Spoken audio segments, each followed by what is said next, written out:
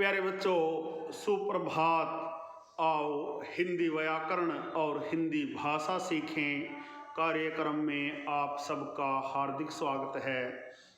प्यारे बच्चों, आज हम NCERT द्वारा कक्षा 7वीं के पाठ्यक्रम में शामिल बाल महाभारत कथा नामक पाठ्य पुस्तक के महाभारत के युद्ध का चौथा, पांचवा और छठा दिन नामक पाठ का सार तथा इसके अभ्यास के महत्वपूर्ण प्रश्न उत्तर सीखने का प्रयास करेंगे। प्यारे बच्चों, आइए सबसे पहले महाभारत के युद्ध का चौथा, पांचवा और छठा दिन नामक पाठ का सार अथवा सारांश जानते हैं। प्यारे बच्चों, पोफटी लड़ाई शुरू हो गई।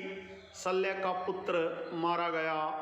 भीमसेन ने दुर्योधन के 8 भाई मार डाले। दुर्योधन ने भी निशाना साधकर भीमसेन की छाती पर एक भीषण अस्त्र चलाया। चोट खाकर भीम मूर्छित सा होकर रथ पर बैठ गया। अपने पिता का यह हाल देखकर घटोत्कच के क्रोध का ठिकाना न रहा।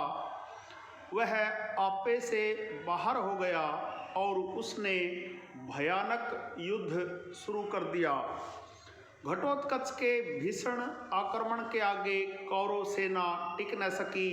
सेना को विह्वल होती देखकर भीष्म ने युद्ध बंद कर दिया और सेना लौटा दी।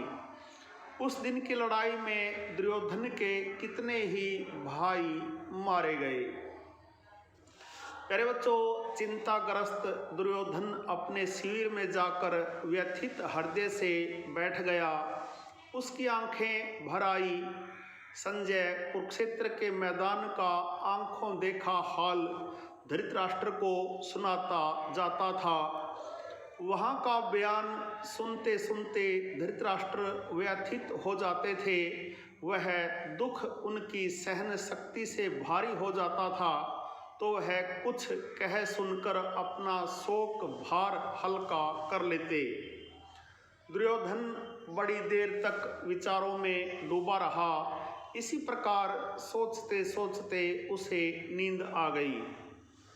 सुबह होने पर दोनों सेनाएं फिर युद्ध के लिए सज्जित हो गई। लड़ाई शुरू हो गई।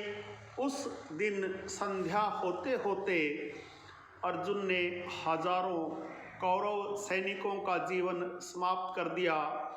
यह देखकर पांडव सेना के वीरों ने अर्जुन को चारों ओर से घेर लिया और जोर का जय जयकार कर उठे। उधर सूरज डूबा और भीष्म ने युद्ध बंद करने की आज्ञा दी। दोनों ओर के थके थकाए सैनिक अपनी अपनी छावनी की ओर चले गए। प्यारे बच्चों, छठे दिन सवेरे युद्ध छिड़ते ही दोनों तरफ की जनहानि बड़ी तादाद में होने लगी, पर अंत में द्रोण ने वह तबाही मचाई कि पांडव सेना के पांव उखड़ गए। प्यारे बच्चों, इसके बाद तो अंधाधुंध युद्ध होने लगा। अंत में दुर्योधन बुरी तरह घायल हुआ और बेहोश होकर रथ से गिर पड़ा। तब कृपाचार्य ने बड़ी चतुराई से उसे रथ पर ले लिया, जिससे दुर्योधन की जान बच गई। आकाश लाल हो चला।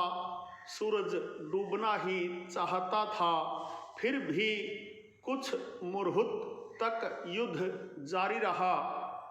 सूर्यास्त के बाद युद्ध समाप्त हुआ। आज का युद्ध इतना भयंकर था कि धृष्टद्युम्न और भीमसेन के सकुशल शिविर में लौट आने पर युधिष्ठिर ने बड़ा आनंद मनाया। उनकी खुशी की सीमा न थी। प्यारे बच्चों, यह था चौथे, पांचवें और छठे दिन के युद्ध का सार अथवा सारांश आशा है आपको अच्छी प्रकार से समझ में आया होगा। प्यारे बच्चों, आइए इस पाठ के शब्दार्थ भी जान लेते हैं। पो फटना, प्रातः काल होना, सुबह होना, मूर्छित बेहोश, आपे से बाहर होना, अत्यधिक क्रोधित होना, विह्वल परेशान, व्यथित दुखी, पांव उखड़ना, हारना। प्यारे बच्चों, आइए अब महाभारत के युद्ध के चौथे, पांचवें और छठे दिन नामक पाठ के अभ्यास के प्रश्न उत्तर सीखना प्रारंभ करते हैं। प्यारे बच्चों, पहला प्रश्न देखिए, घटोत्कच कौन था? प्यारे बच्चों, घटोत्कच भीम का पुत्र था। प्रश्न नंबर 2 देखिए, चौथे दिन के युद्ध में दुर्योधन के कितने भाई मारे गए? चौथे दिन के युद्ध में दुर्योधन के 8 भाई मारे गए। प्रश्न नंबर 3 देखिए, घटोत्कच के क्रोध का क्या कारण था? प्यारे बच्चों, अपने पिता को मूर्छित देखकर घटोत्कच को क्रोध आ गया। प्रश्न नंबर 4 देखिए, धृतराष्ट्र को कुरुक्षेत्र के मैदान का आंखों देखा हाल कौन सुनाता था?